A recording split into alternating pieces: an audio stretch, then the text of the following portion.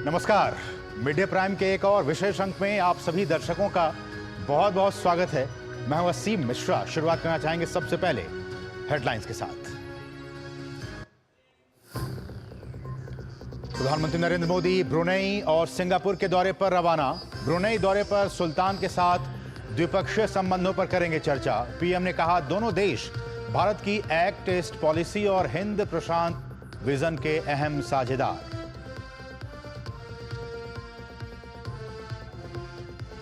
बंगाल विधानसभा में दुष्कर्म के दोषियों को 10 दिनों के भीतर मौत की सजा वाला विधेयक पेश। भाजपा कर रही है विधेयक का समर्थन। कोलकाता कांड के खिलाफ डॉक्टरों का विरोध प्रदर्शन लगातार जारी।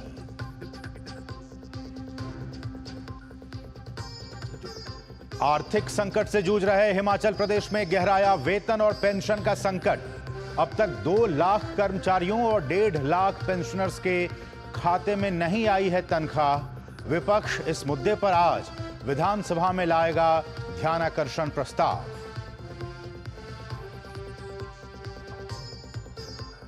भाजपा के सदस्यता अभियान का आज दूसरा दिन। प्रधानमंत्री नरेंद्र मोदी ने पार्टी में अपनी प्राथमिक सदस्यता को कराया नवीनीकृत। सोशल मीडिया एक्स पर दी जानकारी। सभी कार्यकर्ताओं से भी सदस्यता को नवीनीकृत यानी कि रिन्यू करने का किया आग्रह।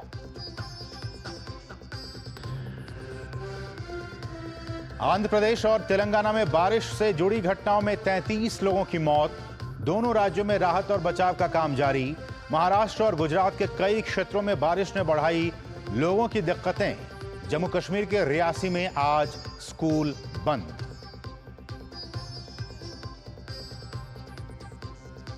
और पेरिस पैरालंपिक के छठे दिन आज शूटर अवनी लेखरा दूसरे गोल्ड मेडल के लिए पेश करेंगी अपनी चुनौती। हाई जंप पर मरियप्पन थंगावेलु से पदक की आस। शॉटपुट, तीरंदाजी और जेवलिन में भी भारतीय एथलीट पेश करेंगे चुनौती।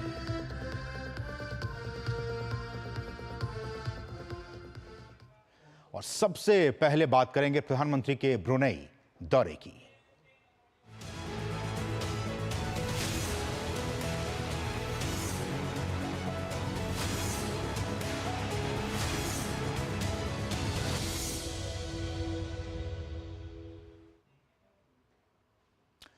प्रधानमंत्री नरेंद्र मोदी ब्रुनेई और सिंगापुर के दौरे पर रवाना हो गए।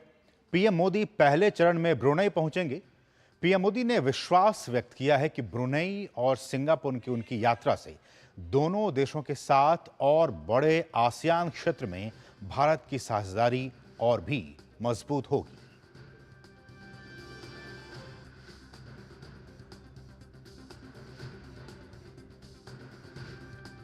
तो ब्रुनेई की यात्रा पर प्रधानमंत्री रवाना हो चुके हैं। अब से कुछ ही देर के बाद वो वहां पे पहुंचेंगे। तो बहुत ही महत्वपूर्ण ये यात्रा होने वाली है। किसी भी भारतीय प्रधानमंत्री की ये पहली यात्रा है ब्रुनेई की। और दोनों देशों की यात्रा पर रवाना होने से पहले अपने वक्तव्य में प्रधानमंत्री ने बहुत ही अहम बातें कही हैं। हम आपको बताते हैं ग्राफिक्स के जरिए क्या कुछ कहा है प्रधानमंत्री ने। भारत की एक्ट ईस्ट पॉलिसी और हिंद प्रशांत दृष्टिकोण के मामले में दोनों देश महत्वपूर्ण साझेदार हैं। प्रधानमंत्री ने कहा कि आज वे ब्रुनेई दार एस सलाम की अपनी सबसे पहली द्विपक्षीय यात्रा पर रवाना हो रहे हैं। उन्होंने कहा कि समय जब भारत और ब्रुनेई अपने राजनयिक संबंधों के डिप्लोमेटिक रिलेशन के 40 साल पूरे होने का उत्सव मना रहे हैं, तो वे सुल्तान हसन अल बोलकिया और शाही परिवार के अन्य सम्मानित सदस्यों के साथ बातचीत करना चाहते हैं ताकि दोनों देशों के ऐतिहासिक संबंधों को नई ऊंचाइयों तक ले जाया जा सके। पीएम मोदी ने कहा कि वे ब्रुनेई से कल सिंगापुर जाएंगे। उन्होंने कहा कि वे वहां राष्ट्रपति थर्मन षणमुगरत्नम, प्रधानमंत्री लॉरेंस वोंग, वरिष्ठ मंत्री ली सिएन लूंग और वरिष्ठ नेता गोह चोक तोंग के साथ मुलाकात और बातचीत करना चाहते हैं। पीएम मोदी सिंगापुर में व्यापारिक समुदाय के दिग्गजों से भी मुलाकात करेंगे। प्रधानमंत्री ने कहा कि वे सिंगापुर के साथ रणनीतिक साझेदारी को और आगे बढ़ाने के संबंध में चर्चा करना चाहते हैं। उन्होंने कहा कि विशेष रूप से उन्नत श्रेणी के विनिर्माण, डिजिटलीकरण और सतत विकास के नए और उभरते क्षेत्रों में संबंधों को मजबूत करने पर बातचीत करेंगे। और विदेश मंत्री डॉक्टर एस जयशंकर ने कहा है कि भारत और सिंगापुर के द्विपक्षीय संबंधों को अगले स्तर पर ले जाने का अब समय आ गया है। प्रधानमंत्री मोदी की सिंगापुर यात्रा से पहले एक इंटरव्यू में डॉक्टर जयशंकर ने कहा कि दोनों देशों के संबंध पिछले 2 दशकों में बहुत अधिक सशक्त रहे हैं। विदेश मंत्री ने कहा कि दोनों देश का मानना है कि इनके संबंध विश्वास और समझ पर आधारित एक साझेदारी है।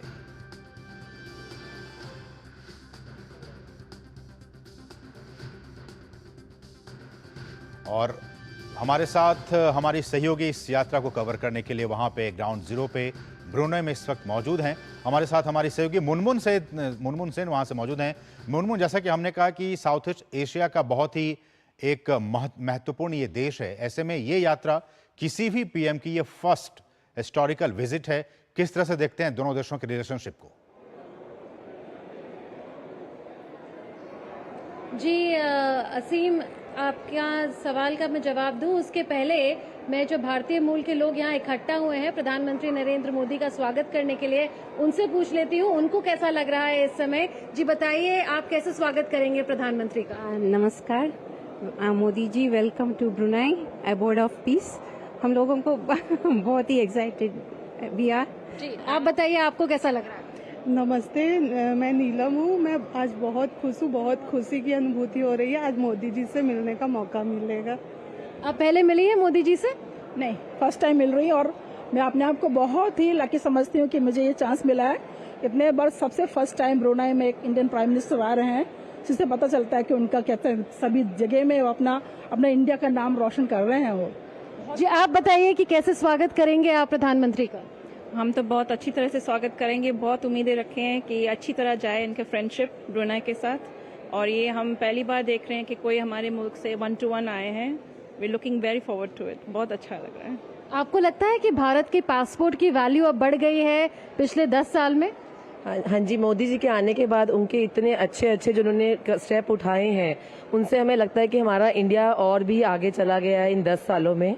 And this is a great opportunity that we meet in Brunei. मैं उनसे पहले म्यांमार में भी आज से 5 साल पहले मिल चुकी हूँ। आज से 5 साल पहले हम लोग म्यांमार में थे, तो we get a good opportunity to meet there with him also there. Yes Munmun, तो देखा आपने कि कितने उत्साहित हैं यहाँ पे भारतीय मूल के लोग। हम चांट सुन सकते हैं मोदी का जी उत्साह परचम पर है। प्रधानमंत्री नरेंद्र मोदी कुछ ही समय में आएंगे ब्रुनेई दारुसलाम, और जो भारतीय समुदाय के लोग हैं वो करीबन 15,000 यहाँ पर हैं, और बहुत उत्साह है भारतीय समुदाय के लोगों में। बिल्कुल, हमारे साथ बने रहिए। हमारे साथ एक खास मेहमान भी हैं, विवेक मिश्रा जी हैं, जो कि सीनियर फेलो हैं ORF में। विवेक जी, आपका भी बहुत बहुत स्वागत। और जैसा कि हमारी सहयोगी मुनमुन बता रही हैं ब्रुनेई से, वहाँ जो इंडियन डायस्पोरा है वो काफ़ी खुश हैं और लुकिंग फॉरवर्ड कि वो देख रहे हैं कि पीएम आएंगे और जो रिलेशनशिप है वो काफ़ी मजबूत होगा। लेकिन मेरा सवाल आपसे कि डिप्लोमेटिक रिलेशनशिप के भी 40-40 ईयर्स कंप्लीट होने जा रहे हैं, ऐसे में अब तक की यात्रा को किस तरह से आप देखते हैं और आने वाले फ्यूचर में, भविष्य में ये जो यात्रा आज हो रही है, इस बेसिस पे हम कैसे फ्यूचर को देखते हैं? देखिए, भारत के जो रिश्ते हैं खासकर काफ़ी कंट्रीज़ के साथ, उसको एक कंटेम्प्रेरी रेलेवेंस देने की बहुत ही उम्दा काम किया जा रहा है। आप पोलैंड देखें, आप रिसेंटली सारे विजिट्स देखें, पोलैंड हो गया, यूक्रेन हो गए, ब्रुनेई हो गया, इनमें सब 30, 40, 50 साल के अंतराल में ये विजिट्स हो रहे हैं। तो एक कंटेम्प्रेरी रेलेवेंस भारत के रिश्तों में आ रहा है, जो कि बहुत ही ज़रूरी है। अभी जबकि भारत का एक ग्लोबल स्टैचर है और ग्लोबल साउथ में जो एक चैंपियन के तौर पे उभर के आ रहा है, तो ये रिलेशनशिप्स काफ़ी मायने रखते हैं। आप ब्रुनेई की खासकर बात करें तो जैसा आपने बताया, हिंद प्रशांत में एक ये अहम पिवट है, और आप इसकी लोकेशन देखें तो ये मलेशिया से चारों ओर घिरा हुआ है। मलेशियन प्राइम मिनिस्टर अभी भारत आए थे, तो इस कॉन्टेक्स्ट में वो साउथ चाइना सी में और आपके स्ट्रेट ऑफ मलाक्का के दूसरे साइड भारत के स्टेक्स बढ़ते जा रहे हैं, जो कि एक बहुत ही इम्पोर्टेंट बात है। क्योंकि ग्लोबल सप्लाई चेन्स को देखें या फिर कनेक्टिविटी देखें या इंफ्रास्ट्रक्चर देखें, स्ट्रेट ऑफ मलाक्का के दूसरे तरफ के ईस्ट की तरफ हमारे स्टेक्स अभी तक कम थे, जिसमें ब्रुनेई और सिंगापुर एक अहम पिवट उभर के आएंगे। जी मुनमुन, मैं आपका रुख करना चाहूंगा चाहे वो भारत की बात हो या फिर ब्रुनेई की बात हो, हम जानते हैं कि स्ट्रेटजिकली भारत का भी लोकेशन इंडियन ओशन में बहुत ही इंपॉर्टेंट है। इंडो पैसिफिक की बात की जाए तो वहाँ भी ब्रुनेई का जो लोकेशन है स्ट्रेटजिकली वो काफ़ी इंपॉर्टेंट है। तो ऐसे वो कौन कौन से इश्यूज़ हैं, ऐसे वो कौन कौन से पॉइंट्स हैं जिन पर कि दोनों ही नेताओं के बीच बातचीत होने की उम्मीद की जा रही है?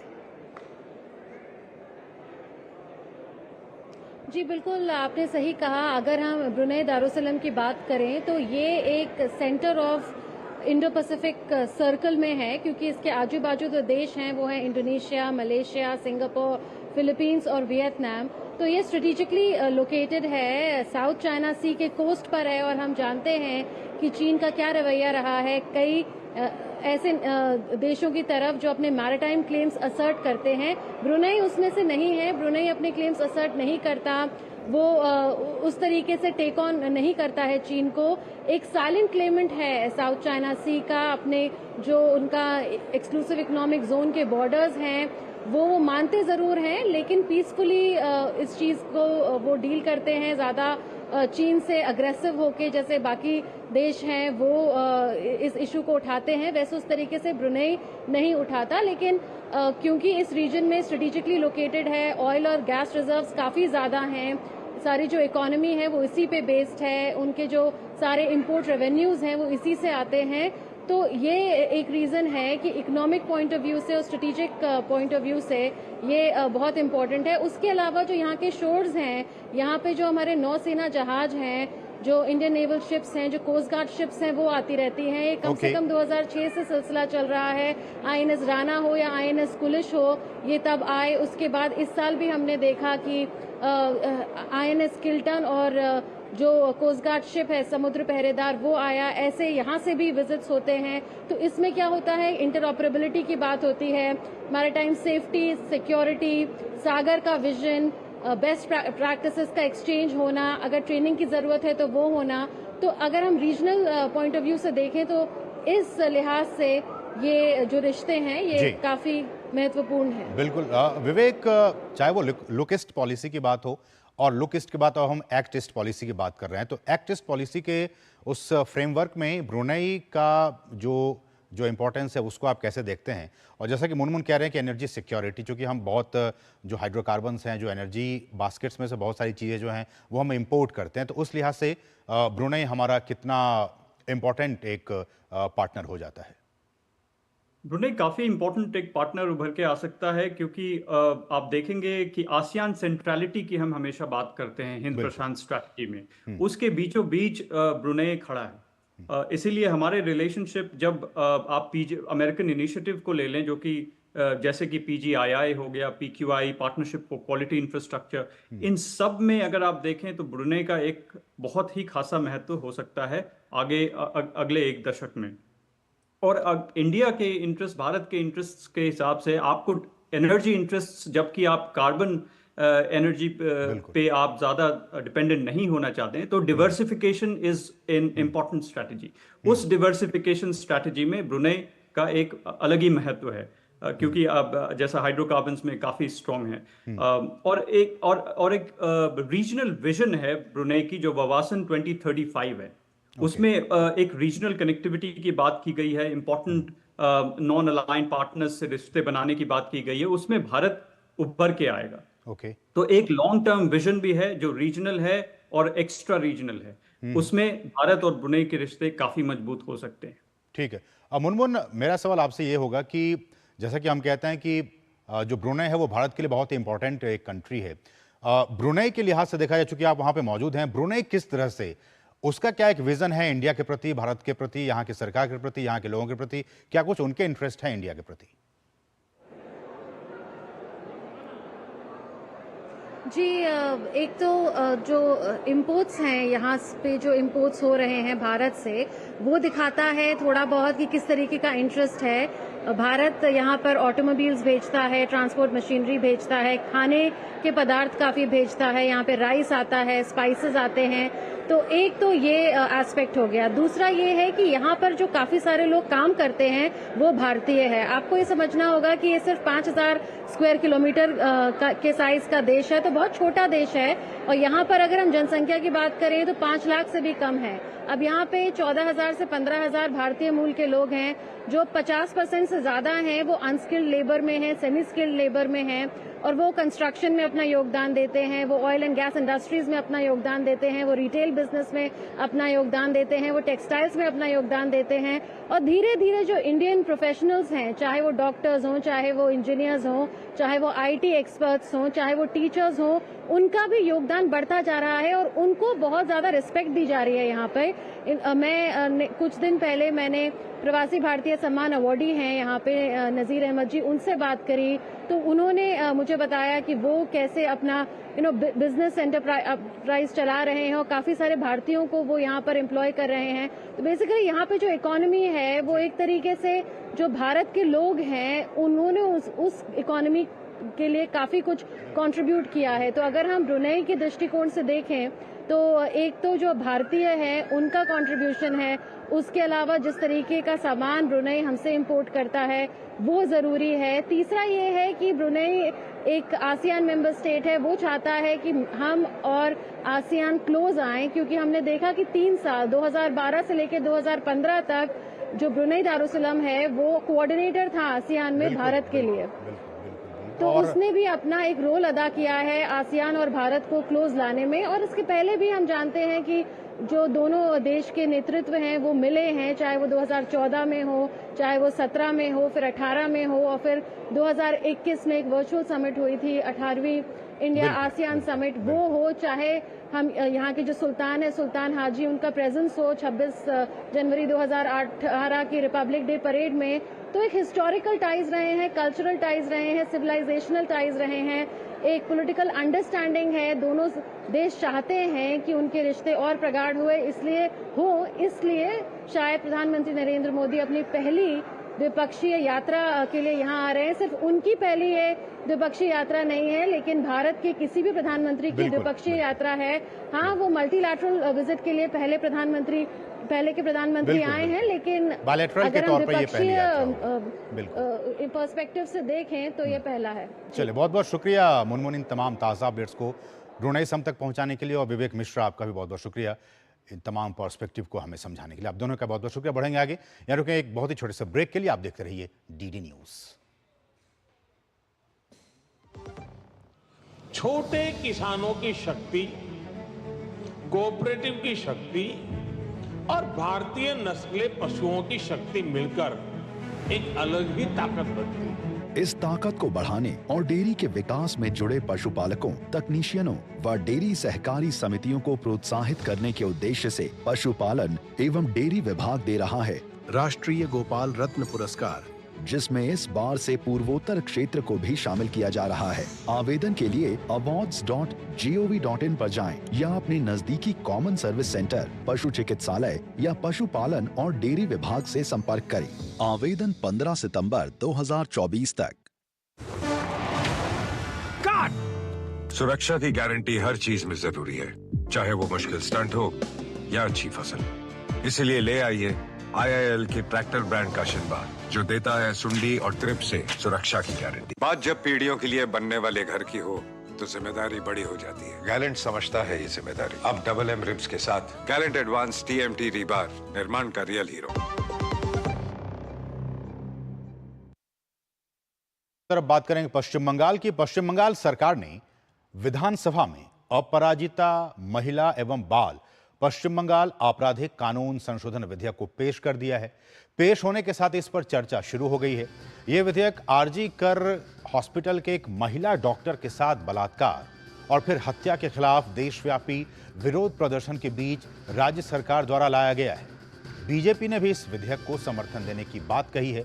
विधेयक में नवपारित भारतीय न्याय संहिता 2023, भारतीय नागरिक सुरक्षा संहिता 2023 और यौन अपराधों से बच्चों का संरक्षण अधिनियम 2012 के प्रावधानों में संशोधन करने का प्रस्ताव है।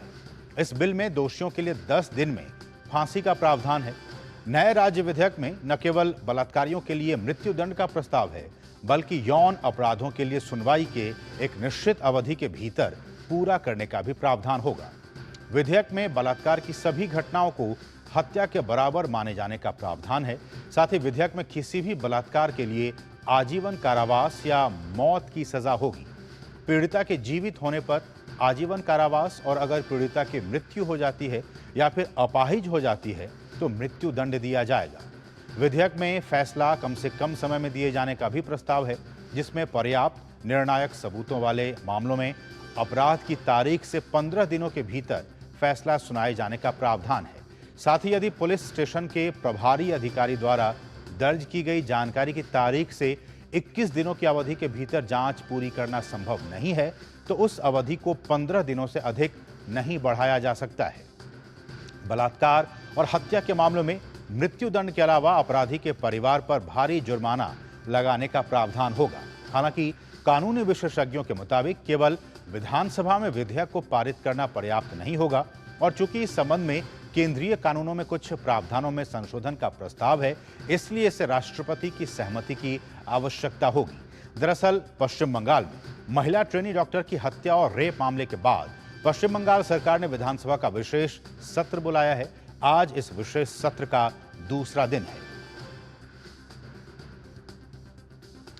तो बहुत ही महत्वपूर्ण बिल को आज पेश कर दिया गया, इस पर चर्चा जारी है और क्या कुछ इसके प्रावधान है वो हमने आपको बताया, लेकिन ये उतना आसान भी नहीं है क्योंकि इस कानून में जो प्रावधान दिए गए हैं उसके बाद से कुछ जो केंद्रीय कानून हैं उसमें संशोधन करना होगा। संशोधन करने की बात कही जा रही है और इसके लिए इस पूरे कानून को राष्ट्रपति की सहमति के लिए भी भेजा जाएगा। लेकिन इस सबके बीच एक बहुत ही महत्वपूर्ण इस बिल को पेश कर दिया गया, उस पर चर्चा भी इस वक्त चल रही है। और इस सबके बीच महिला डॉक्टर के रेप और मर्डर मामले को लेकर बंगाल में डॉक्टरों की हड़ताल, जो विरोध प्रदर्शन है, वो वहां पे लगातार जारी है। तो बंगाल में जो डॉक्टर्स हैं उनकी हड़ताल अभी भी लगातार जारी है। कोलकाता से लेकर सिलीगुड़ी तक कार्यकर्ताओं का प्रदर्शन हो रहा है। प्रदर्शनकारियों ने कहा है कि जब तक कोलकाता के पुलिस कमिश्नर इस्तीफा नहीं दे देते तब तक विरोध प्रदर्शन जारी रहेगा। जब तक ना कमिश्नर ऑफ पुलिस खुद रिजाइन करता है या फिर हम लोग को अलाउ करते हैं उनसे मीट करने के लिए या फिर खुद आता है, हम लोग का ये चलेगा। हम लोग को कमिश्नर ऑफ पुलिस से ही मीट करना है, उसके अंडर किसी से नहीं चलेगा। हम लोग को उनसे जानना है कि सीबीआई को केस देने से पहले जो 4 दिन कोलकाता पुलिस के अंडर केस था तो क्या हुआ, इतना एविडेंस टेम्परिंग कैसे हुआ, सब तो उनके अंडर ही है। और जो डेड बॉडी था उसके आसपास इतने लोग कैसे हुआ, तब तो वैसे ही एविडेंस खराब हो गया है। हम लोग का जो रैली है वो जितना देर तक जाना है वो हम लोग को अलाउ करना है। उसके बाद हम लोग का एक डेलीगेट का टीम हम लोग भेजेंगे। तो पुलिस वो लोग हमको अलाउ नहीं किए है। हम लोग डॉक्टर्स हैं, हम डॉक्टर स्टूडेंट्स हैं, पता नहीं वो लोग क्यों नहीं अलाउ किए, क्योंकि इसके पहले भी हम लोग जितना 6-7 जो रैली किए हैं उसमें पूरा नॉन वायलेंट था, कुछ प्रॉब्लम नहीं हुआ। हम लोग जो प्रॉमिस किए थे पूरा वही हुआ। और ऐसे भी हालात में हुआ था कि शाम बाजार में जिस दिन 144 लागू हुआ था, जारी हुआ था, उस दिन भी हम लोग का एक रैली था। हम लोग बोले थे कि हम लोग उतना दिन नहीं जाएंगे। फिर मतलब रैली का जो पल्स है वो देखकर पुलिस ने हम लोग को खुद बोला था कि नहीं आप चलिए, आप लोग क्योंकि एक अच्छे से आंदोलन कर रहे हैं, पीसफुल कर रहे हैं। तो आज कल क्या हुआ हम लोग को पता नहीं, क्यों हम लोग को एक 9 फुट बैरिकेड के पीछे हम लोग को रोक दिया गया है, हम लोग को पता नहीं। तो फिर जो कमिश्नर ऑफ पुलिस जिसके पास हम जाने वाले थे उसको अब यहाँ पर आने बोलिए, हम लोग को उसके पास ही हम डेपुटेशन दे देंगे और वो फिर रेजिग्नेशन दे देंगे। ये हम लोग का जो डिमांड था वो भी नहीं हुआ। तो इसलिए हम लोग सोचे कि हम लोग यहाँ पर बैठ ही जाएंगे।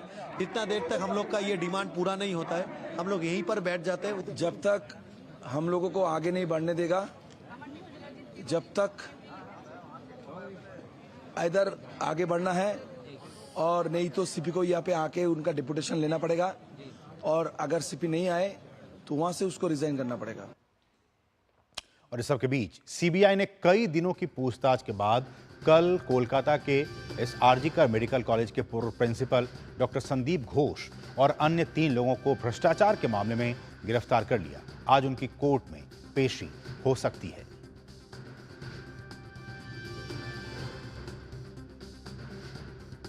और इस सबके बीच भाजपा नेता शहजाद पूनावाला ने ममता सरकार पर निशाना साधते हुए टीएमसी की मानसिकता को, मेंटालिटी को तानाशाही करार दिया है। शहजाद पूनावाला ने सीबीआई द्वारा संदीप घोष की गिरफ्तारी को बंगाल की बेटी को न्याय दिलाने के लिए एक बड़ा कदम बताया है। बंगाल की बेटी को न्याय दिलाने के लिए एक बहुत बड़ा कदम उठाया गया है और सीबीआई ने संदीप घोष जो टीएमसी ममता बनर्जी की सरकार का बहुत बड़ा करीबी है, उसको वित्तीय अनियमितताओं के लिए, भ्रष्टाचार के लिए गिरफ्तार किया है। पर सवाल ये पूछा जाएगा कि ममता बनर्जी की सरकार की प्राथमिकता क्या थी? बेटी को न्याय दिलाओ नहीं, संदीप घोष को बचाओ, सत्य की आवाज़ को दबाओ, सबूत मिटाओ और बलात्कारियों को बचाओ। परंतु उस पर कोई आंच नहीं आ पाई क्योंकि ममता बनर्जी की सरकार का संरक्षण प्राप्त था। टीएमसी की मानसिकता तानाशाही मानसिकता एंड कल्चर है, इसलिए टीएमसी तो नाम ही है इनका। जिस प्रकार से इनकी विधायक ने, लवली मेहत्रा ने प्रोटेस्टिंग डॉक्टर्स को कसाई कहा है, सुप्रीम कोर्ट उनके प्रोटेस्ट को सही बताता है पर टीएमसी इनको कसाई बताती है। और हमारे साथ हमारे सहयोगी प्रसेनजीत बख्शी ग्राउंड जीरो से इस वक्त मौजूद है। प्रसेनजीत, ये जो सारा मामला है, अब इस बिल को लाया गया, बहुत ही सख्त प्रावधान इस बिल में हमने देखा अभी कि बहुत सारी बातें कही गई हैं। कितना प्रैक्टिकल ये सारी बातें, और लगातार विरोध प्रदर्शन जारी है। जो कमिश्नर ऑफ पुलिस है उनके रेजिग्नेशन के बाद भी डॉक्टर्स कह रहे हैं। देखिए, आप अपने सवाल में ही जवाब का एक शब्द लगा दिए हैं असीम। ये कितना दूर तक प्रैक्टिकल है? बेसिकली इम्प्रैक्टिकल है। इतना ही इम्प्रैक्टिकल है कि अब सबको ये समझ में आ गया है कि ये जो 2 दिन का सत्र बुलाया गया कानून पालित करने के लिए, और इतना कुछ तामझाम किया जा रहा है, और एक सत्र बुलाने का मतलब है कई लाखों रुपया खर्चा है। तो ये सब का मतलब एक ही है कि किसी ना किसी तरह आने वाले किसी चुनाव में या आने वाले राजनीतिक लड़ाई में ये ममता बनर्जी बोल सके कि देखिए, हमने तो कोशिश की थी लेकिन राष्ट्रपति ने करने नहीं दिया। देखिए, कितने लोगों को ये पता है यार, या कितने लोगों को जाके आप बताएंगे कि ये कानून आप पालित नहीं कर सकते असेंबली में, और इस तरह की प्रावधान कॉन्स्टिट्यूशन ने अपने असेंबली को दिया ही नहीं है। तो इस तरह की स्थिति है। तो अब अभी फिलहाल तुरंत शायद जो लीडर ऑफ अपोजिशन है शुभेंदु अधिकारी का अपना जो भाषण है वो खत्म किया, और उन्होंने इसी मुद्दे को उठाया और बाकी जो चीजें हैं उसको उठाया। लेकिन ये सिर्फ शुभेंदु अधिकारी या बीजेपी की बात नहीं है। जो हमारी पार्लियामेंट्री सिस्टम की जानकार है, सबको पता है, चाहे वो कानून की जानकार हो, चाहे वो राजनीति की जानकार हो, कि इस तरह की कानून बंगाल की सरकार हो कि किसी प्रदेश की सरकार हो, जहां पे फांसी का प्रावधान है, कैपिटल पनिशमेंट का प्रावधान है, वो कोई पास ही नहीं कर सकता है, पहली बात। दूसरी बात है कि मैंने लागू ही नहीं कर सकता। दूसरी बात यह है कि जिस कानून में जो केंद्र की कानून है, फिलहाल जो बीएनएस है, उनकी जो अगर कुछ अमेंडमेंट जरूरी है, सुधार जरूरी है, तो उसके लिए फिर राष्ट्रपति के पास जाना पड़ेगा, और सिर्फ एक प्रदेश के लिए नहीं हो सकता है, हर एक प्रदेश के लिए उस भारतीय न्याय संहिता को बदलना पड़ेगा। तो ये आप कितने सारे लोगों को जाकर समझाएंगे, लेकिन ममता अपना रास्ता आने वाले पॉलिटिक्स के लिए और इस पीड़िता को इस्तेमाल करते हुए तैयार कर रही है कि देखिए, मैं तो असेंबली में बनाया था और इन लोगों ने करने नहीं दिया। इन लोग एंटी बंगाल है, इन लोग एंटी बंगाली है। असीम, इसका मतलब प्रसेनजीत ये हुआ कि इस कानून और इस बिल के आड़ में, इसके ओट में अपने फेस को सेव करना चाह रही है ममता बनर्जी। हाँ, देखिए, कल परसों तृणमूल कांग्रेस की तरफ से एक प्रेस रिलीज दिया गया, जहां पे 3 बांग्ला चैनल, जो न्यूज चैनल है, 3 बांग्ला न्यूज चैनल में वो अपना रिप्रेजेंटेटिव भेजना बंद कर दिया है, और उसके साथ नाम नहीं है, लेकिन हमारे डीडी बांग्ला, डीडी न्यूज भी है, शायद इस बात को छेड़ रहे हैं आप दिल्ली में भी। जी, बात यह है कि इस प्रेस रिलीज में ममता बनर्जी ने या तृणमूल कांग्रेस की तरफ से अब बताया गया, सारे के सारे हथकंडा अपनाने के बाद भी जब कुछ नहीं हुआ, तब इस प्रेस रिलीज में बताया गया कि आंदोलन वही लोग कर रहे हैं जो लोग एंटी बंगाल है, जो लोग एंटी बंगाली है। मतलब चुनाव की पहले जो ममता को लगा कि ये स्लोगन लगाकर उन्होंने उनको लोकसभा में 29 सीट मिल गया या विधानसभा में 213 सीट मिल गया था, शायद इस बार इस तरह की स्लोगन को फिर से अगर सामने लाए तो हो सकता है कि ये जो आंदोलन है, इस आंदोलन को बंद किया जाए और सरकार के खिलाफ, पुलिस के खिलाफ, ममता बनर्जी के खिलाफ जो आक्रोश है, इस आक्रोश को दूसरे गलत रास्ते पे चैनलाइज किया जाए।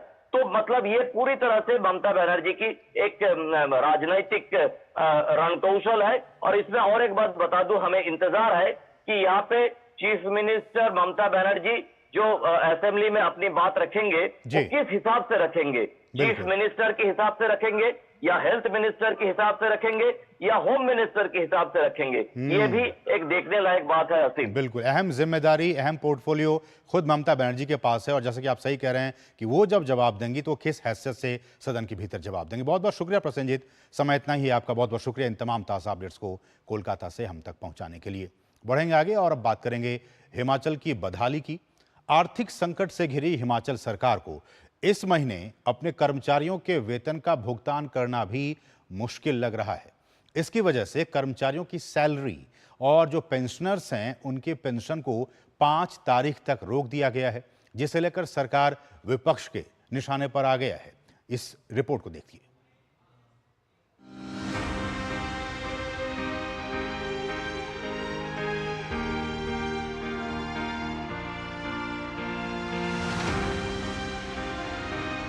हिमाचल प्रदेश में आर्थिक संकट लगातार बढ़ता जा रहा है।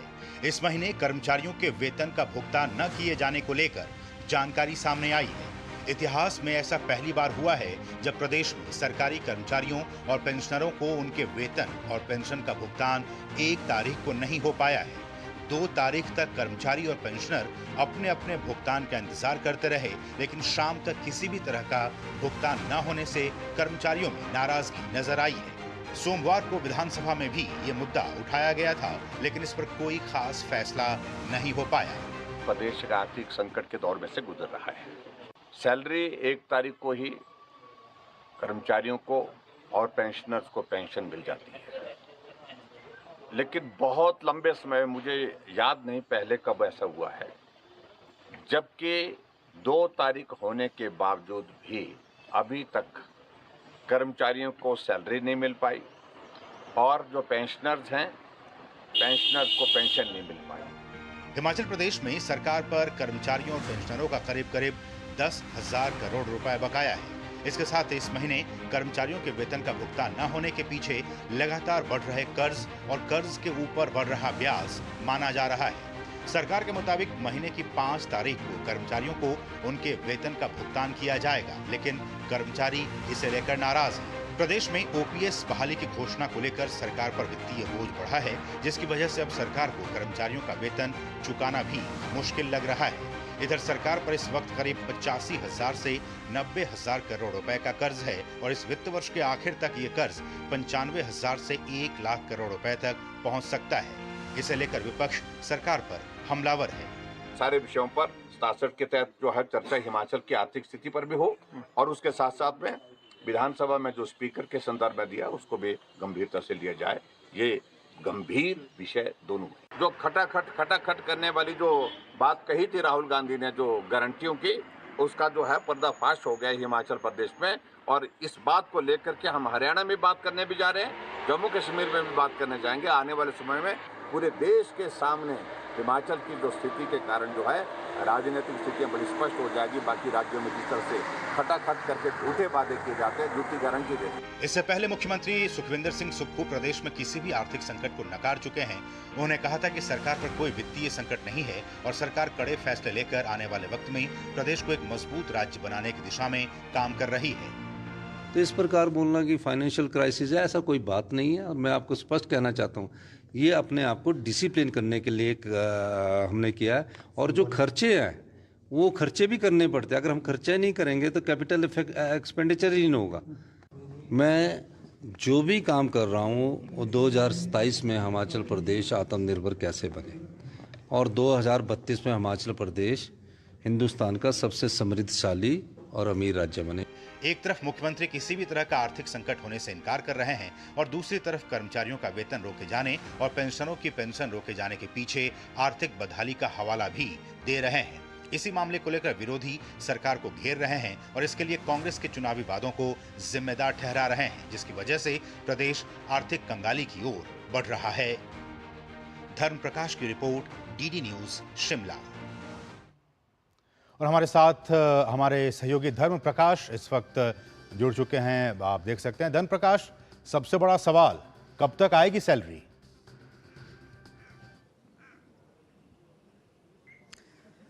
देखिए, अभी तो फिलहाल मुश्किल लग रहा है, क्योंकि 1 तारीख को जो सैलरीज अकाउंट में क्रेडिट हो जाती थी, वो उसको क्रेडिट होने में इस बार कम से कम 6 से 7 दिन लग सकते हैं। और उसके बाद भी ये श्योर नहीं है कि जो भुगतान है वो कर दिया जाएगा। और ये भी सिर्फ कर्मचारियों की हम बात कर रहे हैं, पेंशनर्स का जो पेंशन है उसका भुगतान होने में भी और वक्त लग सकता है। और साथ ही खबर ये भी है कि जो प्रदेश सरकार है वो अलग अलग डिपार्टमेंट्स को जो सैलरीज क्रेडिट करने का जो टाइम पीरियड है उसको थोड़ा सा चेंज करने की तैयारी में है। अलग अलग डिपार्टमेंट्स को अलग अलग टाइम पीरियड पर सैलरीज क्रेडिट की जाएगी। और ये इसलिए किया जा रहा है कि जो कर्ज लेकर वेतन का भुगतान किया जाता है उसमें ही करीब 3 से 3.5 करोड़ महीना सरकार को सिर्फ ब्याज का देना पड़ जाता है। और अगर इसको सालाना हम कंपाइल करके देखें तो करीब 30 से 35 करोड़ रुपए सिर्फ ब्याज का भुगतान प्रदेश सरकार करती है। और उस खर्चे को कम करने के लिए और उसको वैनिश करने के लिए ये एक तरह से स्ट्रैटेजी अपनाने की कोशिश की जा रही है कि 5 या 6 तारीख तक जो सैलरीज हैं एम्प्लॉयज़ की उसे पे आउट किया जाए। और अभी हालांकि कुछ डिपार्टमेंट्स ऐसे हैं, चाहे वो इलेक्ट्रिसिटी बोर्ड हो या HPO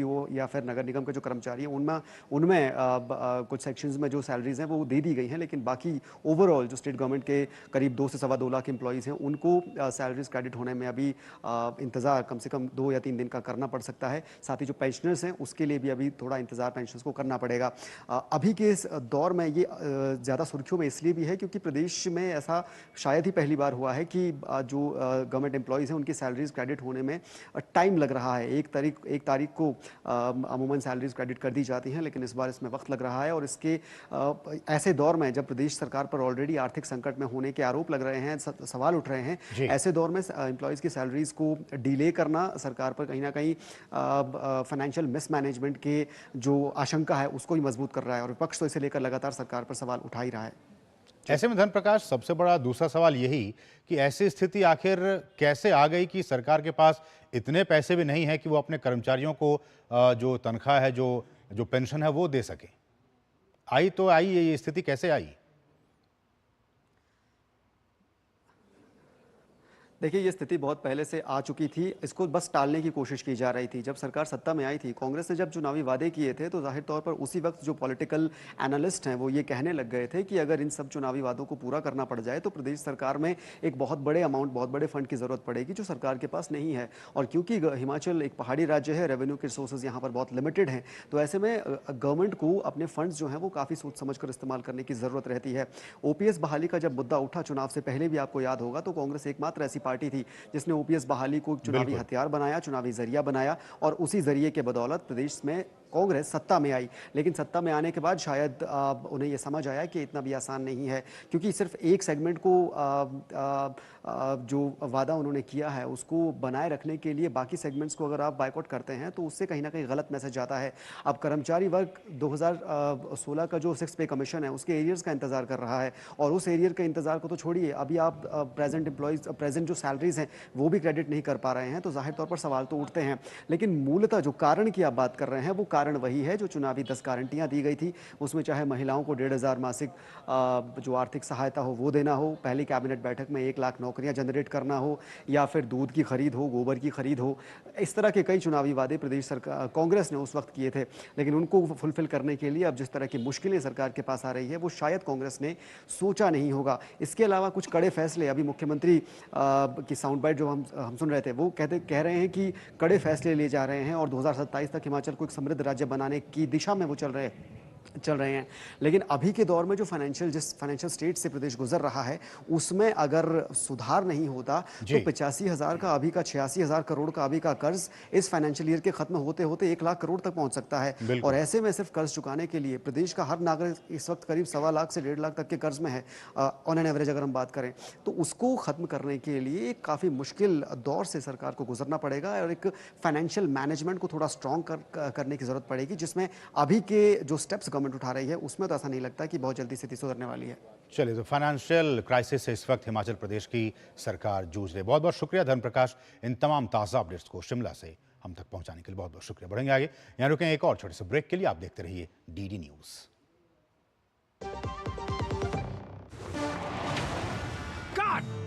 सुरक्षा की गारंटी हर चीज में जरूरी है, चाहे वो मुश्किल स्टंट हो या अच्छी फसल। इसीलिए ले आइए IIL के ट्रैक्टर ब्रांड का शिनबार, जो देता है सुंडी और ट्रिप से सुरक्षा की गारंटी। बात जब पीढ़ियों के लिए बनने वाले घर की हो तो जिम्मेदारी बड़ी हो जाती है। गैलेंट समझता है ये जिम्मेदारी। अब डबल M रिब्स के साथ गैलेंट एडवांस TMT रीबार, निर्माण का रियल हीरो। और ब्रेक के बाद आपका फिर से स्वागत है। बढ़ेंगे आगे। प्रधानमंत्री नरेंद्र मोदी ने भाजपा सदस्यता अभियान के तहत पार्टी की अपनी प्राथमिक सदस्यता को रिन्यू कराया। पीएम ने सोशल मीडिया प्लेटफॉर्म एक्स पर इसकी जानकारी देते हुए लिखा कि भाजपा कार्यकर्ता केंद्रित पार्टी है जिसका आदर्श वाक्य है भारत प्रथम। मैंने पार्टी की अपनी प्राथमिक सदस्यता को नवीनीकृत किया है और सभी कार्यकर्ताओं से भी ऐसा करने का आग्रह करता हूं। मैं क्षेत्रों से जुड़े लोगों को भाजपा सदस्यता 2024 अभियान का हिस्सा बनकर भाजपा में शामिल होने के लिए आमंत्रित करता हूं। आप 8800002024 पर मिस्ड कॉल दे सकते हैं या नमो ऐप के जरिए भी जुड़ सकते हैं। आइए मिलकर एक विकसित भारत का निर्माण करें।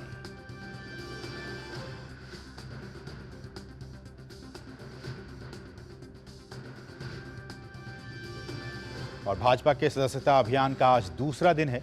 भाजपा के प्रदेश अध्यक्ष भूपेंद्र सिंह चौधरी द्वारा आज लखनऊ के विश्वेश्वरैया सभागार में मुख्यमंत्री योगी आदित्यनाथ ने पार्टी की सदस्यता ली। कार्यक्रम में उप मुख्यमंत्री केशव प्रसाद मौर्य और ब्रजेश पाठक ने भी भाजपा की सदस्यता ली। साथ ही उत्तर प्रदेश में भाजपा सदस्यता अभियान का शुभारंभ किया गया। इस मौके पर प्रदेश महामंत्री संगठन धर्मपाल सिंह भी मौजूद थे।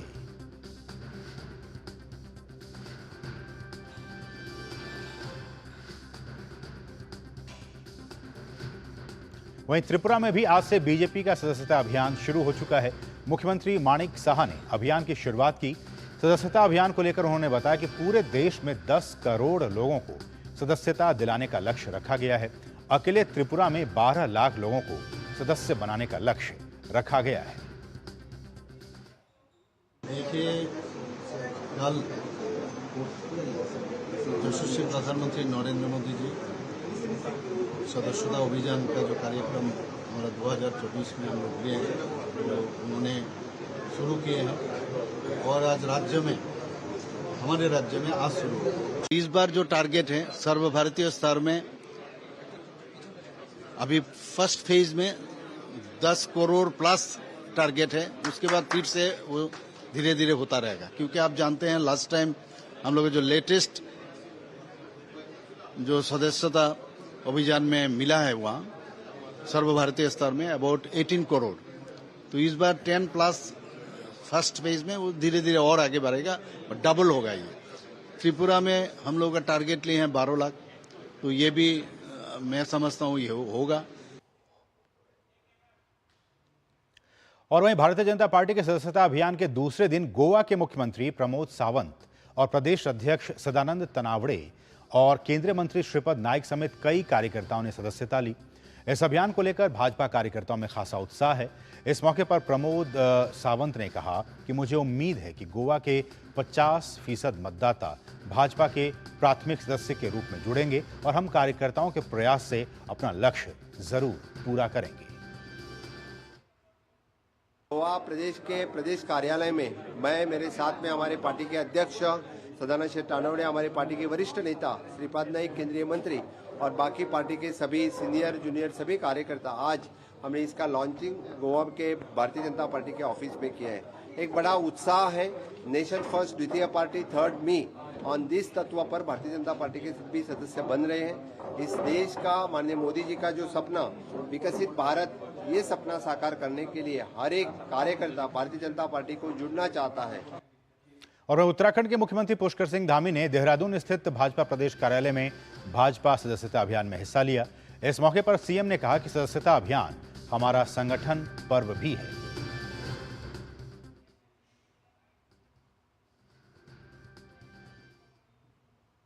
आज पूरे देश के अंदर ये अभियान शुरू हो गया है। उत्तराखंड के अंदर भी आज अभियान प्रारंभ हो गया है। ये सदस्यता अभियान के साथ साथ हमारा संगठन पर्व भी है। नए सदस्यों को जोड़ने का काम भी हमारा इसमें होगा और एक बड़ी संख्या जो देश के अंदर 10 करोड़ नए सदस्यों को बनाने का लक्ष्य माननीय राष्ट्रीय अध्यक्ष जगत प्रकाश नड्डा जी के नेतृत्व में लिया गया है। उत्तराखंड उसमें एक अच्छी भूमिका निभाएगा हमारे राज्य के अंदर भी, क्योंकि भारतीय जनता पार्टी पहले से ही घर घर तक पहुंची हुई है, उसको और हम और विस्तार देने का काम करेंगे। हमारे सभी पदाधिकारी, सभी कार्यकर्ता सदस्यता अभियान से जुड़ेंगे। बढ़ेंगे आगे और बात करेंगे बारिश और बाढ़ की। आप देख सकते हैं हमारे पीछे बारिश से बेहाल जिंदगी है। कहां कहां आपको बताएं। आंध्र प्रदेश में बारिश से जुड़ी घटनाओं में गुंटूर, एटीआर, पालनाडु जिले में अब तक 17 लोगों की मौत हो चुकी है। पिछले कुछ दिनों से हो रही भारी बारिश के कारण राज्य के कई जिलों में बाढ़ जैसी स्थिति उत्पन्न हो गई है।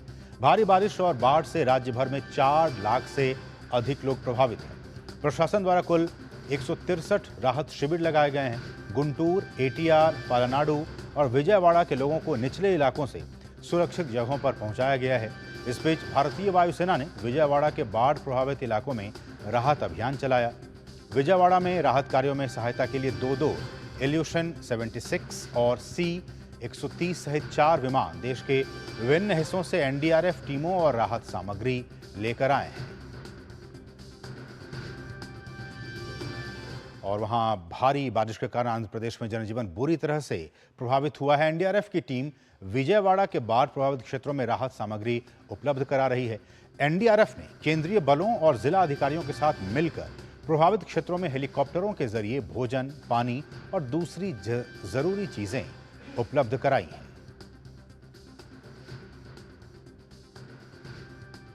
वहीं तेलंगाना के खम्मम में भारी बारिश के कारण करुणागिरी गांव में बाढ़ जैसी स्थिति उत्पन्न हो गई है। बाढ़ का पानी गांव में घुस जाने से आम जनजीवन अस्त व्यस्त हो गया है।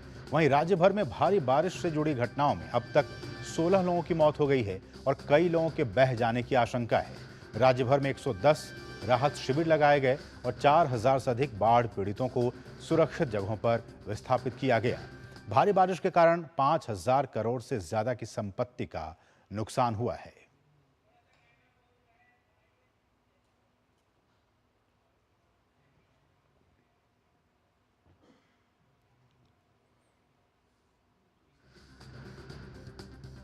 तो तेलंगाना में लगातार जो स्थितियां हैं वो विकट बनी हुई हैं। भारी बारिश के कारण करोड़ों से ज्यादा की संपत्ति का नुकसान हुआ है। सड़क और भवन विभाग को 2362 करोड़ रुपए की क्षति हुई है।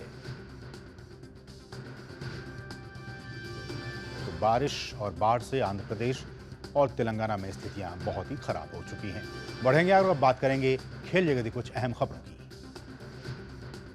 और खेल जगत की तमाम खबरों को समेटकर हमारे सहयोगी आप देख सकते हैं टीवी स्क्रीन पर। गौरव इस वक्त स्टूडियो में मौजूद है। गौरव, बहुत बहुत नमस्कार। नमस्कार सीम। और खेल जगत की खबरों की शुरुआत हम करेंगे पेरिस पैरालंपिक की खबरों के साथ।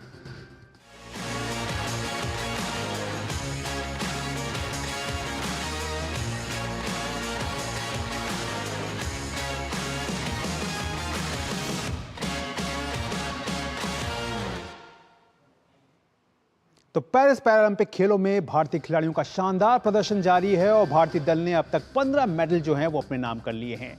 भाला फेंक पैरा एथलीट सुमित अंतिल ने पेरिस पैरालंपिक में स्वर्ण पदक जीतकर इतिहास रचा। सुमित ने भाला फेंक F64 स्पर्धा में 70.59 मीटर थ्रो के साथ स्वर्ण पदक पर कब्जा जमाया। सुमित ने अपने दूसरे ही प्रयास में ये दूरी हासिल की। सुमित अंतिल का ये थ्रो पैरालंपिक गेम्स के इतिहास में F64 वर्ग का बेस्ट थ्रो भी रहा और उन्होंने पैरालंपिक रिकॉर्ड भी अपने नाम किया।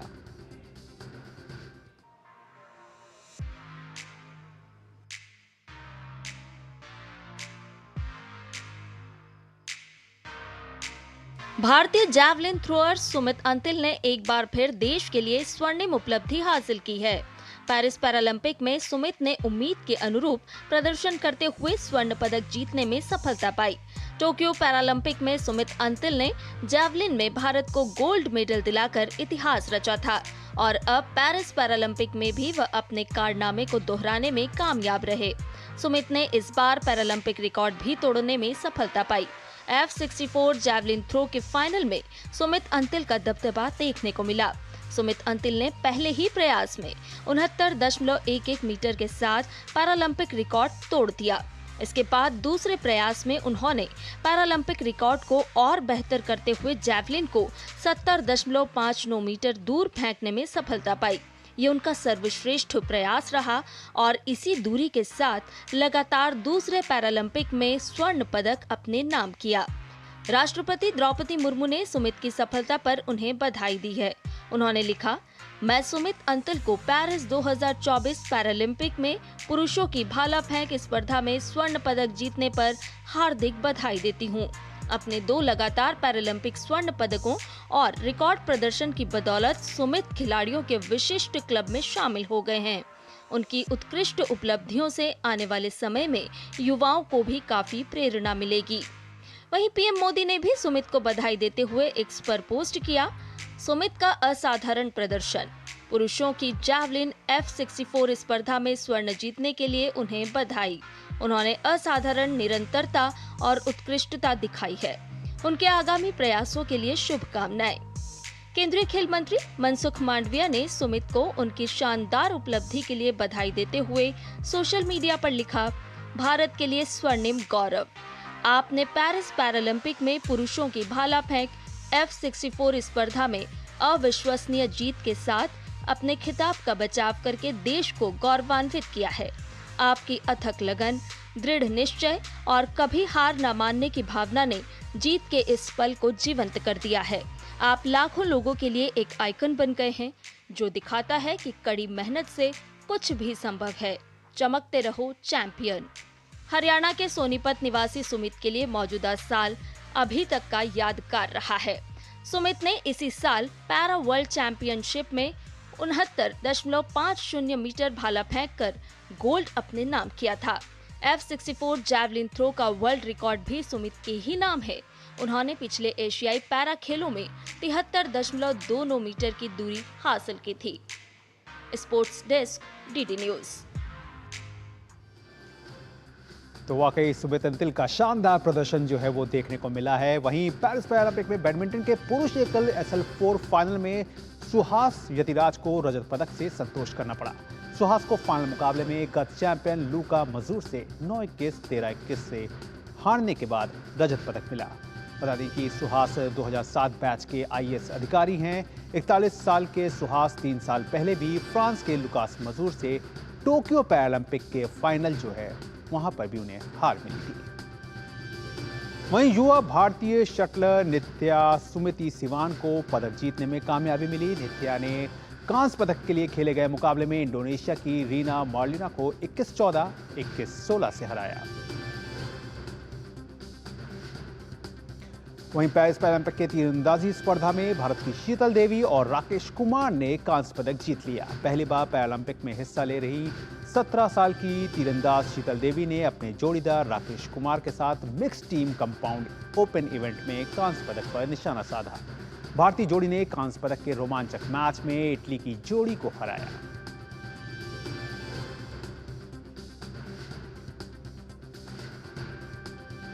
तो ये आपने देखी पेरिस पैरालंपिक से जुड़ी हुई खबरों को। बाकी खबरों को भी एक बार फिर से और देख लेते हैं क्या कुछ खेल जगत में और कुछ हो रहा है। तो जर्मनी के हैनोवर में चल रही दूसरी विश्व बधिर निशानेबाजी चैंपियनशिप में भारतीय निशानेबाजों का दमदार प्रदर्शन देखने को मिल रहा है। भारतीय दल ने आज भी शानदार प्रदर्शन किया। 10 metre air rifle mix team में महित संधू और धनुष श्रीकांत की जोड़ी ने स्वर्ण पदक हासिल किया, जबकि नताशा जोशी और मोहम्मद वानिया की जोड़ी ने इसी स्पर्धा का रजत पदक जीतने में सफलता हासिल की। वहीं 10 metre air pistol mix team में प्रांजलि धूमल और अभिनव देशवाल ने रजत पदक को अपने नाम किया। और अब बात कर लेते हैं साल के चौथे ग्रैंड स्लैम यूएस ओपन की। तो यूएस ओपन के महिला एकल में शीर्ष वरीयता प्राप्त ईगा श्वांतेक क्वार्टर फाइनल में पहुंच गई हैं। श्वांतेक ने चौथे दौर के मुकाबले में रूस की ल्यूडमिला सैमसोनोवा को सीधे सेट में 6-4, 6-1 से हराने में सफलता पाई।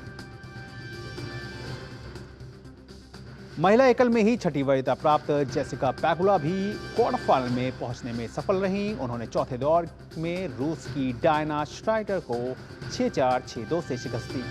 अंतिम 8 में पैगुला का सामना अब श्वांतेक से होगा। वहीं चेक गणराज्य की कैरोलिना मुखोवा ने उलटफेर करते हुए अंतिम 8 में जगह बनाने में सफलता हासिल की। मुखोवा ने चौथे दौर के मुकाबले में 5वीं वरीयता प्राप्त इटली की जैस्मिन पाओलिनी को सीधे सेट में 6-3, 6-3 से मात दी। पुरुष एकल में 5वीं वरीयता प्राप्त रूस के डेनिल मेदवेदेव को चौथे दौर का मुकाबला जीतने में ज्यादा मेहनत नहीं करनी पड़ी। मेदवेदेव ने पुर्तगाल के नूनो बोर्जेस को सीधे सेट में 6-0, 6-1, 6-3 से शिकस्त देकर क्वार्टर फाइनल में जगह बनाई। 10वीं वरीयता प्राप्त ऑस्ट्रेलिया के एलेक्स डे मिनोर को क्वार्टर फाइनल में स्थान बनाने के लिए भी कड़ी मेहनत हालांकि करनी पड़ी। चौथे दौर के मुकाबले में मिनोर ने अपने ही देश के जॉर्डन थॉमसन को 4 सेट के मुकाबले में 6-0, 3-6, 6-3, 7-5 से हराया।